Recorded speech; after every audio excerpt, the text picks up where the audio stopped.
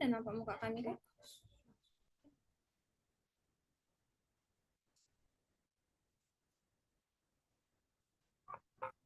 Oke. Halo semuanya. Selamat pagi dan selamat kembali lagi bergabung dengan kami dari iHomeschooling. Oke. Jadi pada pagi hari ini kita akan memulaikan sharing kita, tetapi ada perbedaan seperti biasanya nih. Nah, biasanya kita kan itu sharing melalui dari Instagram. Tetapi kali ini kita sharing itu melalui dari Zoom. Oke, tidak masalah ya. Nah, eh, kita topik sharing pada pagi hari ini ialah menjalin relasi dengan ABK. Oke. Ya, bagi Bapak Ibu dan juga teman-teman semuanya yang ingin nanti memberikan masukan, saran, atau apapun itu, boleh nanti langsung di kolom chat kita yang ada di Zoom ini gitu ya. Supaya nanti kita bisa membahas lebih dalam lagi mengenai tentang topik kita hari ini. Ya, sebelumnya untuk kita memasuki topik kita hari ini, kita akan memperkenalkan diri dulu. Ya, perkenalkan nama saya Agita Surbati, guru ABK dari iHomeschooling, dan rekan saya sendiri. Sidi Kartini Zai dari iHomeschooling. Oke, ya. Jadi sebelum kita memasuki eh, judul kita kali ini, yaitu adalah menjalin relasi dengan ABK. Ya, ini banyak menjadi suatu pertanyaan yang umum gitu ya. Bagaimana sih menjalin relasi dengan ABK? Sehingga apa yang menyebabkan guru bisa untuk menjalin relasi dengan ABK? Oke, sebelum kita memasuki tahap selanjutnya, kita mencari tahu dulu nih, apa sih permasalahan topik hari ini? Ya, nah di sini menurut Leo Kenner adalah seorang eh, ahli anak gitu pada tahun 1943, ia telah mengatakan ada beberapa titik permasalahan sehingga terjadinya sulit untuk menjalin relasi dengan anak ABK ya. Yang pertama adalah adanya gangguan pada fisik, yang kedua adalah keterlambatan berinteraksi, yang ketiga adalah kurangnya hubungan sosial, yang keempat adalah sulit memusatkan perhatian, kemudian adalah sering mengabaikan dan menutup diri. Oke. Nah, di balik latar belakang masalah topik kita hari ini, kita akan selesaikan nih cara menjalin relasinya itu dengan dua penelitian, yaitu pertama adalah Stanley Crispin dan juga adalah Stephen Augustine. Oke, jadi ada dua tahap ya, Miss. Iya, Ada dua peneliti yang betul. harus kita Teliti. teliti. Ya. Oke, jadi mari kita langsung masuk ke dalam topik kita hari ini. Nah, dari permasalahan ini teman-teman juga ada penelitian menurut Dr. Stanley Grispen. Nah, seorang psikiater yang terkenal. Dia mengembangkan model eh, pendekatan Development Individual Differentiation Relationship based model DAIR atau four type. Nah, dari hasil itu dia melakukan penelitian hasil kuantitatif dan kualitatif. Nah, dari hasil kualitatif ada efektivitas dalam jangka panjang nih Miss Gita. Yang pertama itu menemukan bahwa 60 sampai 80% anak mengalami terapi DAIR atau four time dan menunjukkan peningkatan kemampuan sosial dalam jangka 6 sampai 12 bulan. Nah, sedangkan hubungan orang tua dan anak. Nah, dari hasil survei menunjukkan bahwa orang tua terlibat aktif dalam pendekatan DAIR dan melakukan peningkatan hubungan emosional, komunikasi dengan anak mereka nih Miss Gita. Wah. Nah, dari hasil kualitatif. Nah, hasil kualitatif peran orang tua dalam intervensi yaitu melakukan metode eh, perkembangan emosi secara alami dengan menggunakan DAIR. Nah, orang tua menjelaskan bahwa DIRN ini sangat membantu mereka memahami anak-anak mereka. Nah, secara pengalaman dari klinis juga menunjukkan bahwa anak-anak autis berat dapat membangun hubungan signifikan dan mengalami kemajuan perkembangan emosi dan kognitif interval yang dilakukan dengan tepat. Wah, ini hebat Wah, banget kan, Miss? iya. Nah, ada juga nih dari Dokter Steven nih, Miss. Coba, apa ya permasalahan dari penelitian Stephen Gustin? Oke, sekarang kita masuk dari hasil penelitian Dr. Stephen Agustin. Ya, jadi kita tahu bahwa Dr. Stephen Gustin ini adalah seorang pengembang metode RDA. Nah, itu Relationship Development Intervention. Nah, ini menggunakan pendekatan yang berbasis bukti untuk mendukung efektivitas programnya. Nah, jadi dalam penelitian ini juga terdapat dua nih, ada hasil kuantitatif dan juga hasil kualitatif ya. Jadi kita bahas nih dulu satu-satu ya. Ya.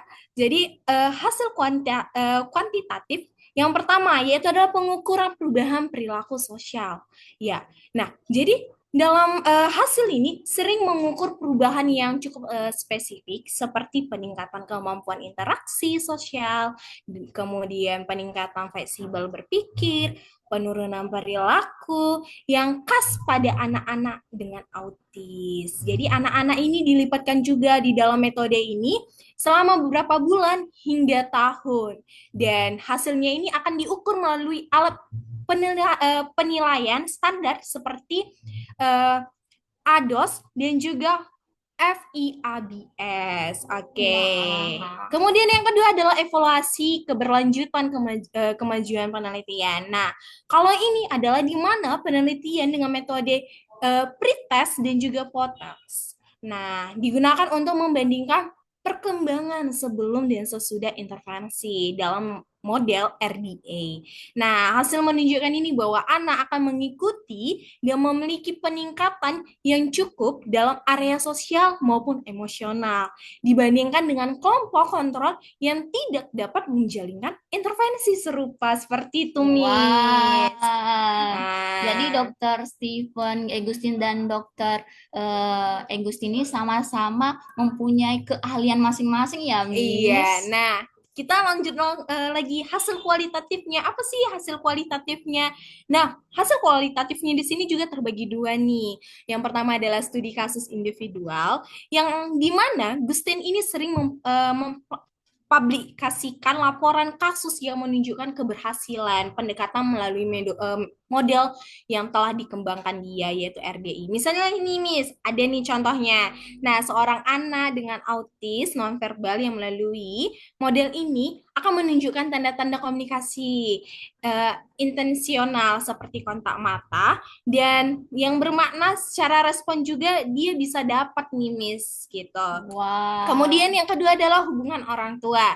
Nah, di sini hubungan orang tua itu adalah melibatkan bagaimana kita dengan orang tua harus sama-sama bekerja sama untuk bisa mengembangkan anak tersebut, yaitu dengan cara kita harus melakukan yaitu wawancara gitu dengan orang tuanya, kemudian mendukung dengan program-program yang sudah dibentuk, dan kita akan terlihat di situnya nanti bagaimana perubahan dalam anak tersebut gitu, bagaimana perkembangan dia gitu ya.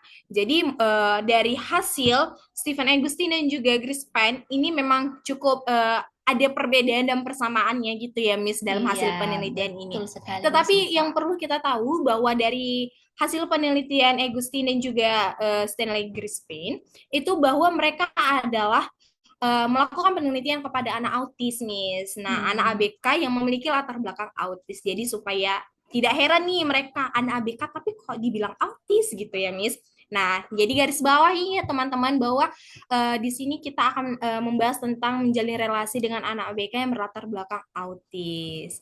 Oke. Nah, jadi setelah kita membahas nih hasil penelitian tadi, kita akan membahas pertama dulu yaitu adalah Stanley Crispin ya, Miss. Iya, Mungkin Miss Tini betul. boleh dong sharing gitu tentang materinya. Nah, wah, Dr. Stanley Grispan ini telah melakukan penelitian terhadap 200 anak dari umur 18 bulan sampai 12 bulan dengan pengukuran skala Likert. Nah, skala Likert ini gunanya apa sih? Ada yang tahu nggak sih itu skala Likert itu? Nah, skala Likert ini adalah digunakan untuk mengevaluasi tingkat kemampuan sosial emosional anak dari 30 sampai 52. Nah, 30 ini biasanya menunjukkan baseline awal sebelum intervensi. Nah, sedangkan sampai 52 menunjukkan peningkatan setelah anak menjalani program berbasis relasi atau hubungan DIRS atau for time ini, Miss. Ya. Wah, berarti dari hasil penelitian Crispin ini bisa juga diukur ya, Miss, dari Bisa, skalanya. Miss. Oke.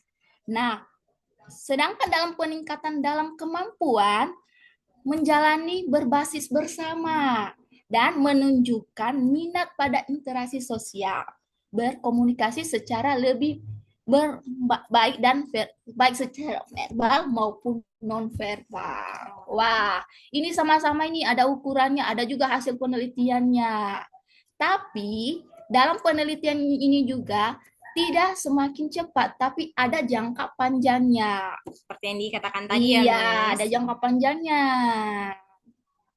Nah, terus dalam tahap perkembangan emosi ini, Miss. Nah, tahap perkembangan emosi ada 6 bagian. Yang pertama itu self-regulation atau eh, mengatur diri, menunjukkan ketertarikan dengan dunia sekitar mereka. Nah, ini mulai pada umur 0 sampai 3 bulan ini. Berarti sudah ada peningkatan anak sudah mulai ketertarikan pada lingkungan sekitar. Nah, pada yang kedua 2 sampai 7 bulan ini engagement and relating atau bayi mulai secara emosional membangun hubungan dengan orang lain melalui kontak mata, senyuman, dan respon sosial. Nah, selanjutnya pada prosoful emotional integration 4 sampai 10 bulan ini, Miss. Nah, bayi mulai menunjukkan interaksi emosional yang bertujuan menangis untuk menarik perhatian, tersenyum untuk mendapatkan respon positif. Nah, pada umur 10 sampai 18 bulan yang dimana complex sense of self itu anak mulai menggunakan imajinasi dan bermain untuk mengekspresi emosi dan memahami dunia emosional anak nih. Wow.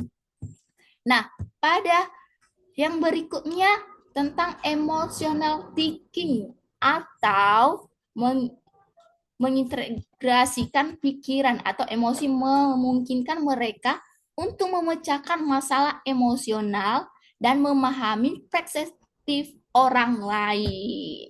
Wah, dalam tahap perkembangan ini ada tahap-tahap yang dari umur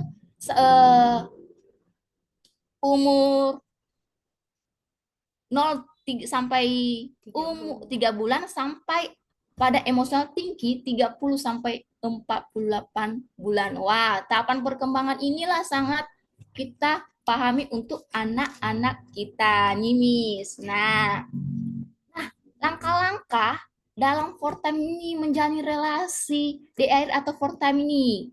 Dari tadi perkembangan anak, itu tahapannya ada nih dari buku Grispan. Buku Grispan ini terbagi beberapa fortime yaitu yang pertama, fortime pertama itu perhatian. Nah, sebelum dulu kita harus menjelaskan dulu apa itu fortime. Nah, fortime itu adalah simulasi bermain anak membantu dan mengembangkan sisi kognitif emosi secara optimal. Nah, for time bukan hanya sekedar bermain, namun memperhatikan ide dan minat anak sehingga dapat memberikan berbagai tantangan yang sesuai. Nah, tahapan DAIR dan for time nih, Miss. Ada tahapannya yang tadi Miss yang saya katakan tadi ada 4 pembagian for time. Nah, for time pertama itu perhatian, ketertiban, dan keakraban. Wah, bagaimana sih cara mencari perhatian dan keterlibatan keakraban? Nah, yang pertama itu menemukan kebahagiaan bersama. Nah, yang kedua, melakukan uh, sharing, melakukan dengan suasana hati melalui inderanya. Terus mempertahankan perhatian anak melalui inderanya. Baik itu suara, sentuhan, pandangan, penciuman, dan pengecapan pengalaman motorik. Nah, yang kedua, melakukan permainan dengan kekuatan anak. Nah, bila anak mulai kesulitan permosesan autori atau bila anak memiliki kesulitan perencanaan motorik, nah inilah dilakukan tahapan DAIR dan for time. Yang tadi saya jelaskan bahwa for time ini adalah ide dan suatu membantu untuk mengembangkan sisi kognitif dan emosional anak. Makanya dilakukan DAIR atau for time ini. Yang berikutnya adalah meningkatkan petunjuk dari anak. Nah, bagaimana sih cara meningkatkan petunjuk dari anak? Yaitu bergabungan dengan benda yang menjadi perhatian anak. Terus bergabunglah dengan permainan anak seperti misalnya permainan yang dia sukai, misalnya mobil-mobilan atau apa. Biar anak bisa perhatian dengan kita gitu. Nah, berikutnya melibatkan anak yang sulit dirayu. Ih, susah nih anak yang sulit dirayu ini. Nah, tahapannya itu yaitu berjalan mulai dari paling dasar dulu. Nah, Anda tidak bisa memaksa pendekatan yang lebih kompleks. Nah, usahakan mengganggu anak secara bergurau nih, atau dengan kata suara yang aneh-aneh, atau mainan yang dia sukai. Usahakan dia bisa berinteraksi dengan kita. Nah, berikutnya keterpangkuan. Nah, keterpangkuan inilah yang kita lakukan untuk menjalin relasi dengan anak autisme.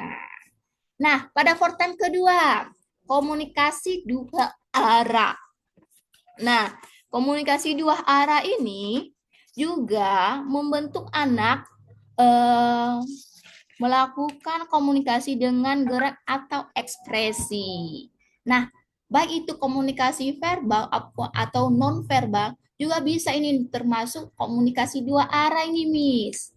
Nah, ekspresi kita misalnya kita sedang main nih, Miss, main. Apakah anak ini merespon? Nah, itu juga termasuk komunikasi dua arah. Mau nggak dia merespon? Nah, jika anak merespon, tidak termasuk pada forten kedua, komunikasi dua arah. Nah, berikutnya pada forten ketiga. Nah, forten ketiga ini itu berbagi perasaan dan gagasan. Nah, membentuk anak membangun dan menyatakan perasaannya dan gagasannya sendiri. Nah, bagaimana anak bisa mengungkapkan keinginannya? Mau ini, dia bisa memilih ini atau ini. Nah, itu sudah masuk tahap forten ketiga. Anak sudah mampu memilih dan mengungkapkan perasaannya yang sesuai yang diinginkannya. Nah, inilah forten yang ketiga melalui tahapan DAIR dan forten. Nah, pada forten yang keempat itu berpikir logis. Nah, dalam penelitian CRISPR terhadap 200 anak tadi, dia melakukan hubungan pada anak-anak dengan melakukan skala peningkatan fungsi emosi, yaitu the Functional Emotion Placement atau skala FERS, yang menunjukkan tahapan perkembangan emosi sosial serta pengukuran bahasa yang digunakan secara linis pada evaluasi awal pada setiap eh, wujud flop up. Nah, ini mendapat nilai bahwa for time ini sudah ada pikiran logis anak, baik secara nonverbal tadi atau verbal. Jadi kini tahapan-tahapannya ini, Miss, sangat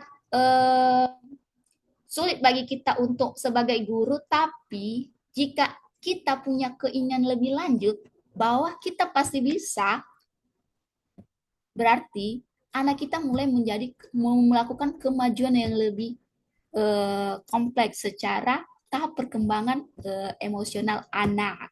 Ya, nah di sini juga ada nih cerita tentang Todd. Nah, cerita tentang Todd ini juga seorang anak yang berumur 5 tahun. Ya, ini Miss. Todd ini seorang anak yang berumur 5 tahun yang sulit untuk gangguannya itu seperti tahapan perkembangan interaksi sosialnya, terus tentang eh, emosinya kurang, terus eh, keterlambatan dalam berinteraksi tadi kan, terus sering sekali dia bermain dengan dunianya sendiri. Nah, Todd ini diceritakan bahwa eh, bagaimana cara perkembangan pendekatan terhadap Todd sebagai orang tuanya. Nah, pendekatan yang dilakukan orang tuanya yaitu yang pertama memenuhi minat Todd dulu, Miss. Nah, bagaimana sih cara memenuhi minat Todd? Nah, caranya yaitu menarik perhatian Todd. Ketika Todd menunjukkan minat pada mobil-mobilan, mengasuh diajarkan untuk menggunakan mainan ini sebagai pintu masuk untuk berinteraksi dengan orang tuanya. Nah, yang kedua, ikuti dan libatkan. Ikuti dan libatkan baik itu orang tuanya. Nah, mintalah Todd untuk mengikuti jejak. Misalnya tadi anak sudah mulai mengikuti, mulai tertarik dengan mainannya. Jadi kita ikuti anak, kita libatkan kita dalam permainan itu. Nah, setelah melakukan uh, tahap kedua, baru tahap ketiganya mereka melakukan stimulasi interaksi emosional. Wah, nah interaksi emosional ini orang tua Todd menunjukkan respon emosional seperti senyum atau ketertarikan pada permainan stimulasi, rasa ingin tahu dan kegembiraannya. Nah, Todd ini sudah mulai melakukan interaksi, rasa ingin tahu terhadap mobil-mobilan tersebut. Nah, pada tahap berikutnya, tahap bertahap. Nah, orang tua perlahan mendekat dengan aktivitas seperti meminta bantuan untuk suatu berbagai mainan dengan orang lain. Nah, hasil dari Todd ini nih, hasil dari pendekatan Todd yaitu menunjukkan peningkatan signifikan dalam keterampilan sosial dan emosi. Ia mulai membuat kontak mata lebih sering, terus menunjukkan minat dalam berinteraksi, dan mengembangkan suatu kemampuan untuk menyatakan keinginannya. Dengan pendekatan ini, berharap orang tua Todd mencapai kemajuan signifikan dalam aspek sosial, emosional, dan kognitif. Ya, begitulah kira-kira hasil dari seorang kasus Todd ini dari Dokter Grispen. Wah, berarti betul-betul memang agak terbukti ya, Miss. Iya, Terbukti gitu hasil dari model yang sudah dikembangkan oleh Grispan. Kemudian sudah memang terlihat bahwa 200 anak ya, iya, 200 200 anak anak. penyandang autisme yang telah membuktikan untuk menjalinnya relasi itu dengan metode DAIM ya, atau oke. Fortnite. Oke. Nah, berarti sudah agak mendalam nih kita bahas tentang Grace Pine ya, Miss. Iya. Nah, sekarang kita masuk ke tahap yaitu adalah Stephen Augustine. Yang kedua nih. Oke. Nah, kita masuk nih ke penelitian yaitu eh, Stanley. Ini salah ya, bukan Grace Pine tapi Gustin. Hmm. Nah, ini salah, mohon maaf sebelumnya. Nah, jadi di mana penelitian hasil Gustin ini dilakukan kepada 16 anak pada umur 2 sampai 12 tahun, di mana di London ya Miss, di Iya. London gitu. Oke, nah kita harus tahu nih bahwa hasil dari penelitian Gustin ini tuh terbagi menjadi dua kelompok. Yang pertama adalah kelompok intervensi RDI, dan yang kedua adalah kelompok kontrol. Nah, kita akan bahas satu-satu nih hasil dari kelompoknya ya. Oke, yang pertama adalah kelompok intervensi RDI, yang dimana anak dalam kelompok ini menerima intervensi dengan menggunakan metode RDI ya. Nah, metode ini akan dirancang untuk meningkatkan kemampuan anak dalam interaksi sosial maupun fleksibilitas dan dapat melalui pembelajaran berbasis hubungan. Nah, yang kedua adalah kelompok kontrol. Nah, kelompok kontrol ini adalah anak di dalam kelompok ini tidak menerima intervensi, tetapi mengikuti program yang standar lainnya yang bisa diterapkan untuk anak-anak ASD. Nah, jadi terdapat perbedaannya yang di mana kelompok intervensi adalah ingin menerima, sedangkan kelompok kontrol adalah tidak menerima. Nah, tetapi dari hasil penilaian Gustein ini bahwa menunjukkan anak dari kelompok intervensi ini telah peningkatan dalam keterampilan sosial, komunikasi, dan juga fleksibilitas emosional dibandingkan dengan kelompok kontrol. Nah, jadi di mana Gustin ini juga telah menyimpulkan di dalam pendekatan dia ini, ia mengatakan bahwa hubungan seperti model RD ini dapat menjadi strategi yang aktif untuk membantu anak-anak autis dengan cara mengembangkan kemampuan sosial mereka. Namun di balik semua itu ada studi dan dengan sampel kecil yang memiliki keterbatasan dan juga hasil yang perlu divalidasi dengan penelitian berskala lebih besar gitu.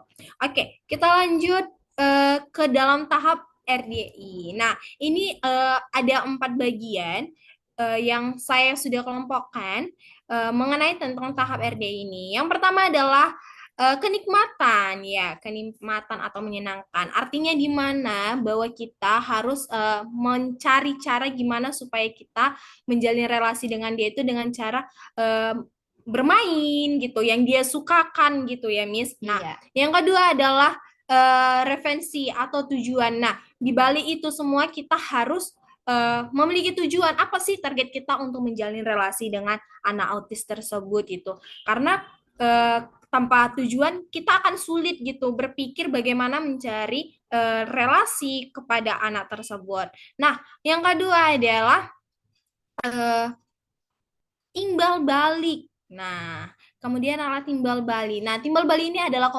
komunikasi dua arah seperti tadi follow time ya, Miss. Yang Iya. ketiga ya, komunikasi dua arah yang dilakukan kedua belah pihak secara bergantian. Nah, ini sangat perlu ya. Misalnya nih, kita bertanya dengan sesi tanya jawab gitu supaya hubungan kita dengan dia itu bisa memang betul-betul terjalin.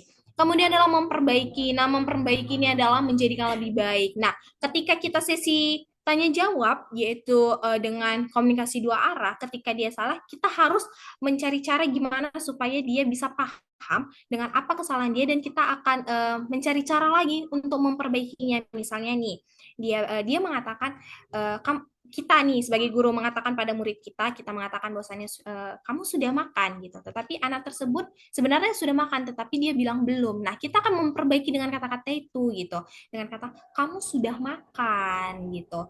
Nah, kemudian adalah improvisasi. Nah, improvisasi ini artinya adalah menciptakan sesuatu dengan secara spontan. Nah, ya mungkin dengan cara yaitu salah satu contohnya itu tarian gitu. Kita membuat suatu seni dengan tarian, kita pasang musik, kita menari gitu dengan secara spontan tanpa harus mengikuti alur yang pertama gitu, gerakan yang memang sudah tertera gitu.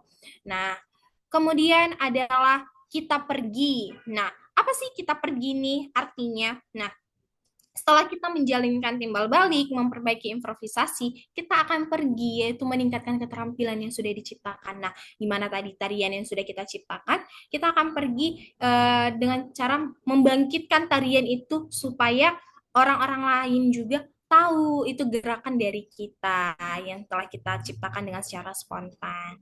Oke, kemudian yang ketiga adalah kenangan sosial. Nah, kenangan sosial ini kita tahu bahwa artinya momen-momen yang sudah kita lakukan itu bersama sama sebelumnya, mau itu momen di waktu sedih maupun lagi ceria ataupun lagi bermain bersama, kita harus mengingatkan kembali kepada anak itu. Tetapi lebih baiknya kita harus mengingatkan anak itu adalah momen di mana kita bermain bersama gitu supaya hubungan kita dengan anak tetap terjalin. Contohnya nih, kita bergabung nih sama anak. Nah, 2 hari yang lalu kemarin itu kita melakukan ya bermain bersama dengan cara lempar tangkap bola nih. Nah, kita mengingatkan kepada mereka bahwasanya kita kemarin itu bermain bola itu lempar tangkap bola loh.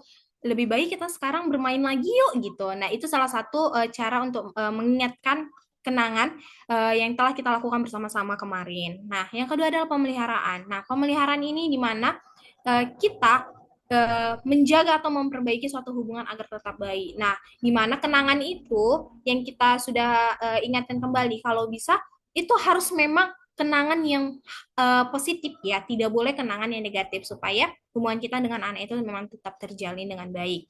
Nah, pemeliharaan itu menjaga, kita harus menjaga bagaimana hubungan kita yang sudah kita bangun mulai dari kenikmatan, referensi, timbal balik, memperbaiki, improvisasi, kita pergi kenangan sosial harus kita jaga memang kuat supaya di step selanjutnya kita bisa memang membangun relasi dengan cukup-cukup yang erat gitu dengan baik dengan mereka. Nah, kemudian adalah yang keempat adalah persekutuan. Persekutuan ini adalah di mana hubungan antara dua atau lebih yang bertujuan untuk saling mencapai tujuan bersama. Nah, persekutuan ini sama seperti hubungan saya dengan Miss Tini, hubungan saya dengan murid saya gitu. Nah, yang terakhir adalah menerima. Nah, kata arti menerima ini di mana memang sudah tercapai nih semua dari tahap pertama tadi kenikmatan sampai persekutuan. Nah, titik terakhir itu adalah menerima di mana anak ini akan menerima kita sebagai teman, sebagai keluarga dia ketika kita hubungan kita dengan anak tersebut memang sudah betul-betul terjalin dengan baik. Nah, ini tahap Gustin yang memang sudah dilakukan dan sudah dibuktikan. Nah, nanti mungkin saya akan memberikan contoh nih bagaimana contoh terhadap model ini sehingga tahapan ini sangat digunakan gitu. Oke, kita lanjut ke tahap selanjutnya adalah yaitu langkah-langkah. Nah, di sini ada 24 langkah-langkah, tetapi di sini saya akan membagi menjadi 6 level. Oke, ya. Yang pertama adalah kita akan membahas yaitu level 1 nih. Level 1 itu ada menghadiri, referensi, dan juga mengatur dan koordinat. Oke. Nah, di mana langkah 1 ini artinya di antara 4 itu adalah saling berhubungan dalam membantu anak untuk memahami, merespon, dan juga berinteraksi dengan dunia sosial sekitar mereka. Nah, di mana di level 1 ini kita dapat belajar dengan anak untuk memperhatikan isyarat sosial secara alami dengan menggunakan preferensi sosial untuk menyesuaikan perilaku dan pengembangan kemampuan untuk bekerja dengan orang lain dalam aktivitas sehari-hari ya. Mungkin di dalam tahap 1 ini, level 1 ini kita akan lebih berperan terhadap anak tersebut. Nah, kita masuk ke level 2 yaitu adalah variasi, transformasi, sinkronisasi, dan duet.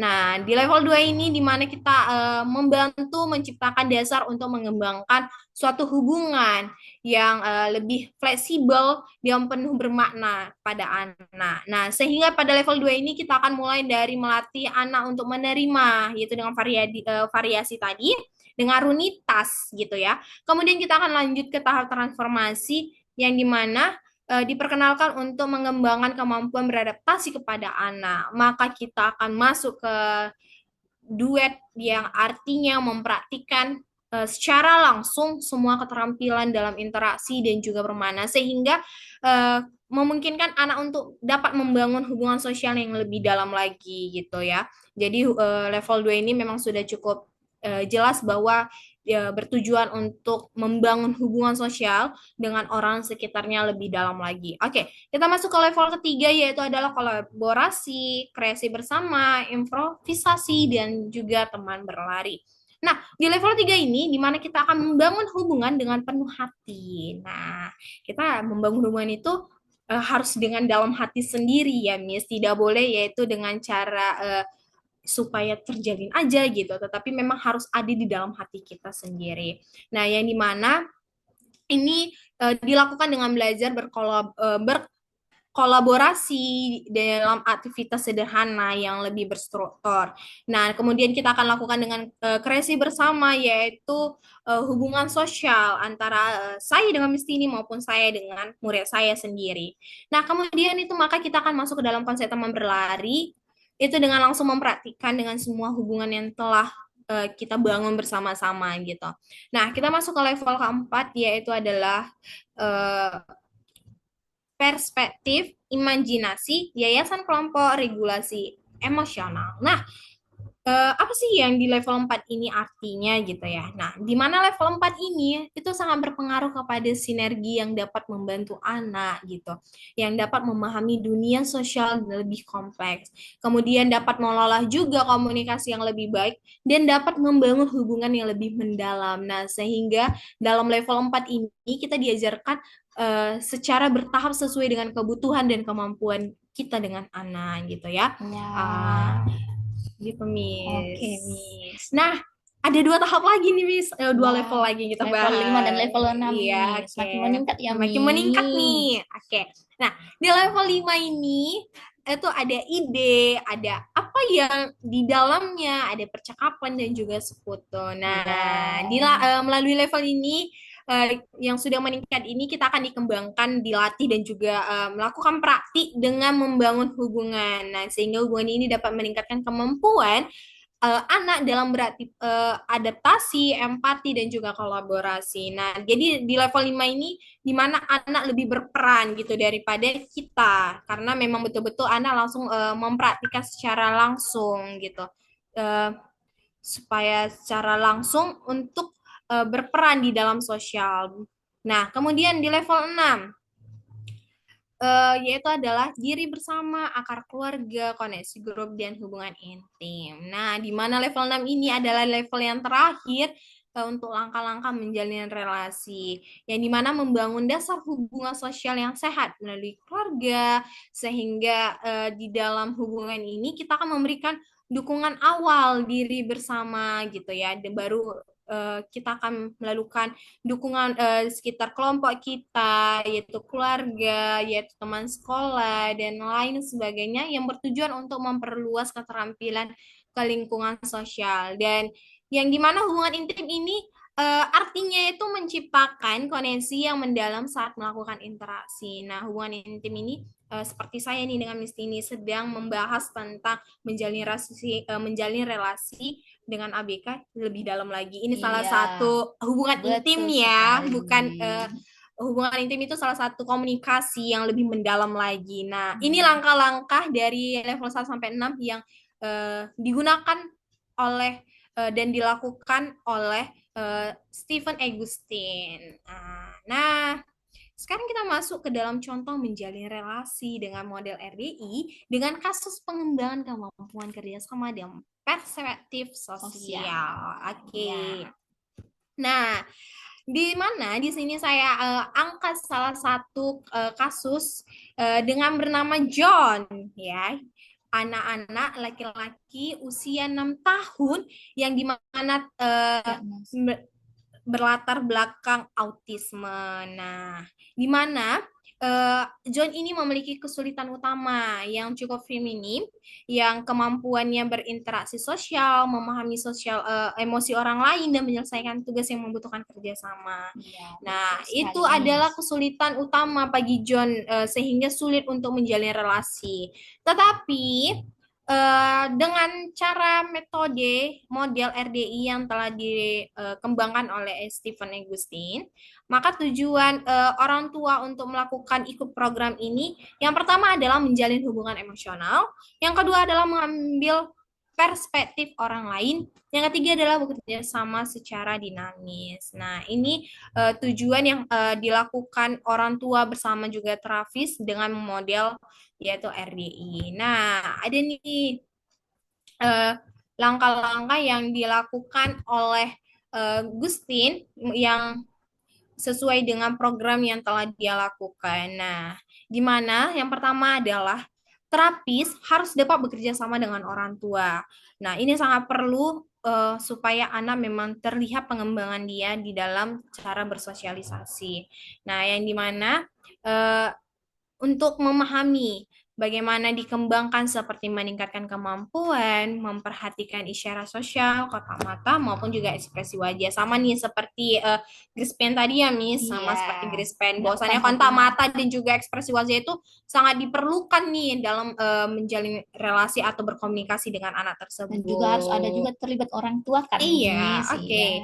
Nah, kemudian adalah menciptakan tantangan dinamis, di mana orang tua dilatih untuk menciptakan aktivitas yang memerlukan interaksi sosial dan adaptasi terhadap perubahan situasi. Nah, contohnya nih, Miss, kegiatan memasak. Nah, kita harus menciptakan suasana gitu untuk hubungan kita agar tetap terjalin dengan baik, yaitu misalnya masak, ngajak bermain, Iya. atau misalnya kita berkomunikasi dengan dua arah, yaitu dengan tadi ya Miss Iya. dengan timbal balik gitu. Nah, jadi banyak harus yang bisa kita ciptakan gitu supaya hubungan kita memang betul-betul terjalin. Iya. Nah, apa sih hasil setelah kita mengikuti model RDI yang telah diciptakan oleh Stephen Agustin? Oke, nah hasilnya yang pertama adalah meningkatkan interaksi sosial, yang dimana artinya yaitu anak memang menunjukkan kemampuan yang lebih baik untuk memperhatikan isyarat nonverbal, nah seperti kata mata tadi, Hmm. ekspresi wajah. Nah, di situ anak akan mulai inisiatif ketika sudah memang terjalinnya hubungan tadi, anak akan mulai ketika meminta bantuan dia sudah tahu nih ekspresi bagaimana cara meminta bantuan gitu, kemudian untuk merespon orang ketika sedang ditanya gitu. Nah, yang kedua adalah pengurangan ketergantungan pada petunjuk verbal. Nah, ini yang artinya adalah anak lebih sering menggunakan belajar menafsir situasi tanpa interaksi langsung. Nah, kemudian yang ketiga adalah kemajuan dalam kerjasama, yang dimana anak akan mampu menyelesaikan tugas bersama dengan orang tuanya maupun orang di sekitarnya secara kompleks. Nah, ini hasil yang telah dilakukan oleh orang tua John serta terapi John di dalam mengikuti model Stephen Agustin Agustin yang dengan model KBRI. RDI gitu. Nah, jadi bagaimana nih Miss hasil dari kesamaan kesimpulan mengenai tentang ini gitu supaya Iya. Bapak Ibu dan teman-teman juga dapat nih tahu paham nih apa sih kesimpulannya gitu. Nah, jadi kita sudah tahu nih, Miss, hasil dari kesimpulan Dr. Stanley Grispen dan Dr. Stephen Augustine. Nah, hasil yang pertama itu kalau Stephen Augustine ini menekan pada guide creative procedure atau pengembangan hubungan yang dinamis. Nah, sama dengan halnya ini, Gustin ini melakukan kegiatan dengan mengganggu atau yang terlibat di dalam ya kan dalam. Nah, sedangkan Stanley Agustin ini melalui DAIR berfokus pada koneksi emosional yang mendalam dan memperhatikan kebutuhan perkembangan. Nah, dua hal inilah yang membutuhkan perbedaan. Kalau Agustin ini secara dinamis lebih berhubungan secara dinamis, sedangkan Stanley Greenspan, ya, secara Augustine Stephen Agustin ini lebih mengembangkan hubungan secara dinamisnya. Beda nih, Miss. Jadi ada dua nih perbedaannya. Ada yang secara mendalam dan ada secara dari luar ya gitu. Iya, jadi mungkin eh, sudah cukup agak jelas ya Miss hasil dari penelitian yaitu Stephen Augustine dan juga Stanley Greenspan.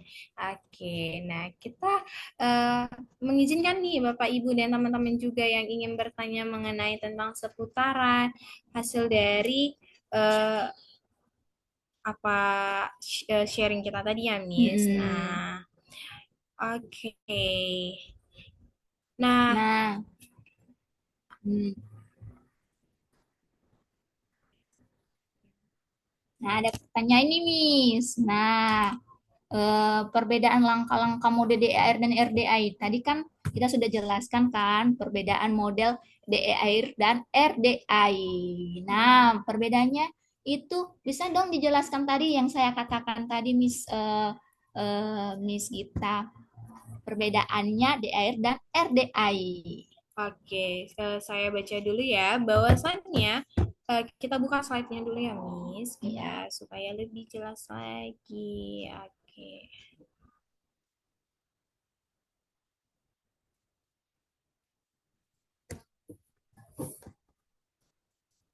Nah, perbedaannya itu adalah di mana Stephen Agustin melalui model RDI yang dimana lebih menekankan pada great participation dan pengembangan hubungan dinamis. Nah, sedangkan Stanley Greenspan melalui RDI lebih berfokus pada koneksi emosional yang lebih mendalam dan memperhatikan kebutuhan perkembangan. Nah, mungkin tadi sudah terlihat ya apa sih ada beberapa persamaan dan juga perbedaannya, Iya. gitu, Miss. Jadi hal ini memang cukup terlihat dia bagaimana modelnya, bagaimana langkahnya, bagaimana juga tahapnya untuk menjalin relasi dengan ABK, Miss. Betul sekali, Miss Gita. Oke, ada lagi eh, Dari Miss.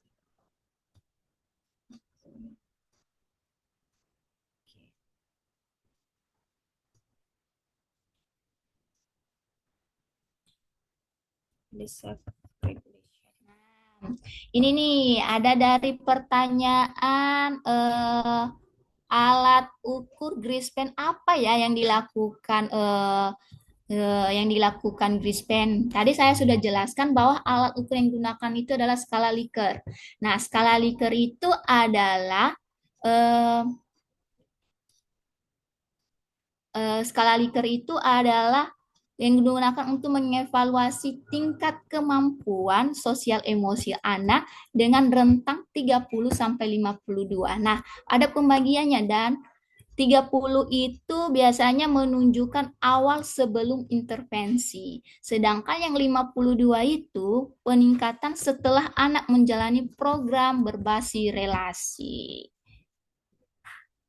Hmm, Nah, apa fokus utama Grispen? Iya, kita ada nih pertanyaan apa sih fokus utama Grispen dalam menjalin relasi dengan ABK? Nah, Grispen yaitu adalah dengan model eh, DRI, DIR atau floor time. Nah, jadi metode ini di mana ada beberapa. Yang pertama adalah mengikuti minat anak, yang kedua adalah pendekatan holistik, yang ketiga adalah interaksi yang dipersonalisasi, yang keempat adalah memfasilitas hubungan emosional. Nah, jadi titik fokus utamanya ini adalah di mana eh, Grispen itu dirancang untuk membantu anak-anak mengembangkan kemampuan emosional, sosial, dan juga kognitif. Jadi, Grispen ini lebih ke candu yaitu adalah titik fokusnya adalah emosionalnya seorang anak, bagaimana cara Iya. mengembangkannya emosional.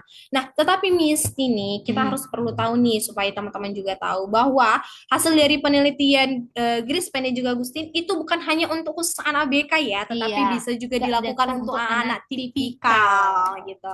Anak-anak yang memang sulitnya juga untuk berkomunikasi gitu, menjalin relasi. Karena ada juga anak tipikal yang memang dia memiliki introvert gitu ya, introvert yaitu menyendiri, sulit untuk berkomunikasi. Nah, ini juga kita boleh lakukan pada anak tipikal, bukan hanya saja anak ini. Seperti Hmm. di tempat kita nih, di sekolah homeschooling gitu. Di sini memang anak berkebutuhan khusus, tetapi ada juga anak tipikal yang memang untuk sulit berkomunikasi gitu. Sehingga di dalam sekolah homeschooling dan juga sekolah Alam Medan itu melakukan model ini juga gitu kepada anak yang memang sulit untuk berkomunikasi, menjalin relasi supaya dia Iya, memang betul sekali. di dalam model ini dia memang betul bisa-bisa untuk memahami situasi luar sosial gitu. Iya. Nah, ini juga ada pertanyaan dari Nah, pertanyaan ini ini, adalah bagaimana cara menarik tarik minat minat anak anak bermain bermain dengan dengan terapis. terapis, sementara si anak masih suka bermain sendiri. Nah, Nah, bagaimana sih cara minatnya? Nah, yang pertama adalah kita harus mengikuti anak dulu ya, mengikuti ya, sebenarnya ada dua anak. tahap nih, Miss. Yang Iya. kita jelaskan ini dari DAI sama RDI. Nah, kalau misalnya anak lebih suka yang RDI atau metode Stephen Agustin. Nah, kita bisa melakukannya dengan mengikuti minat anak. Nah, kalau anaknya suka penelitian dengan kita coba dua tahap ini. Kalau dia suka penelitian Dr. Grispen, dia meminta tahap penelitiannya bagaimana, seperti apa tahapannya itu misalnya memasuki pada dunianya, mengganggu dunianya. Jadi kita harus tahu dulu ada dua tahap. Ini yang kita jelaskan tadi DAIR ini sama RDI ini. Nah, Hmm.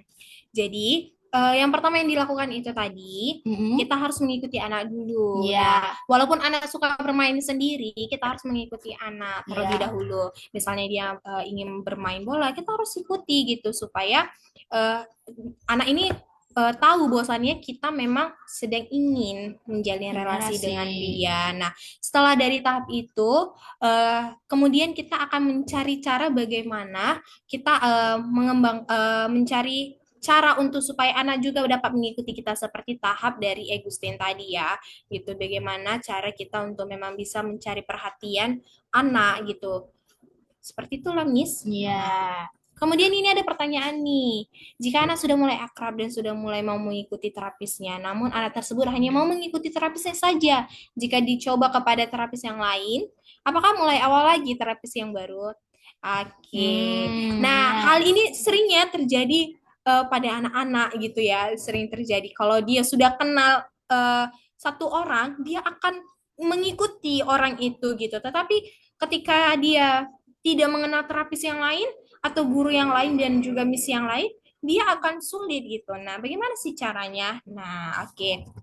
Nah, sebenarnya di sini itu kita sebelum berkomunikasi sama anak, kita harus tahu lebih dahulu ya bagaimana latar belakang anak tersebut gitu, bagaimana latar anak belakang tersebut. Maksudnya kita harus memang tahu nih apa kekurangan dan juga kelebihan anak tersebut supaya kita memang betul-betul bisa menjalinnya hubungan itu. Nah, jadi misalnya sebelum kita menggantikan terapis yang lain, kita harus memperkenalkan dulu nih, misalnya nih saya dengan murid saya gitu.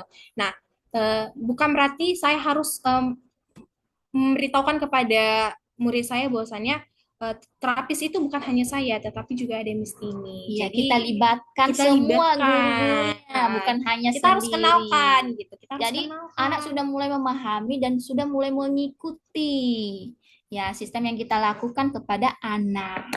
Gitu. Nah, seperti itu. Oke, sepertinya tidak masih ada lagi untuk pertanyaan dan juga sharing saran terhadap eh, sharing kita hari ini yaitu adalah menjalin relasi dengan ABK. Oke, yang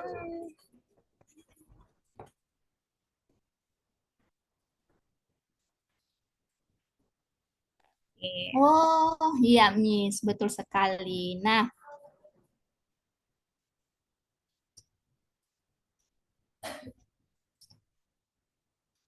Oke, mungkin sampai sini aja ya, Miss, untuk sharing kita hari ini. Jadi, bagi Bapak, Ibu, dan juga teman-teman yang ingin banget anaknya belajar dengan terapis dan juga yang ingin untuk mengenal bagaimana menjalin relasi yang sulit masih di dalam rumah boleh nih di tempat kami yaitu iHomeschooling Medan dan juga Sekolah Alam Medan. Kami di sini bersama terapis akan mengembangkan kemampuan anak dalam emosional untuk dapat bisa melakukan menjalinnya relasi. iya. Oke, mungkin inilah, mungkin masih banyak lagi yang belum bisa terjawab. Jadi nanti kapan-kapan kita menjawab lagi pertanyaannya Oke. karena sudah mulai waktu Waktunya tidur. sudah habis juga gitu. Oke, Hmm, jadi sampai ketemu. Semoga sharing kita kali ini bisa bermanfaat bagi orang-orang yang sudah menonton. Bye bye. bye.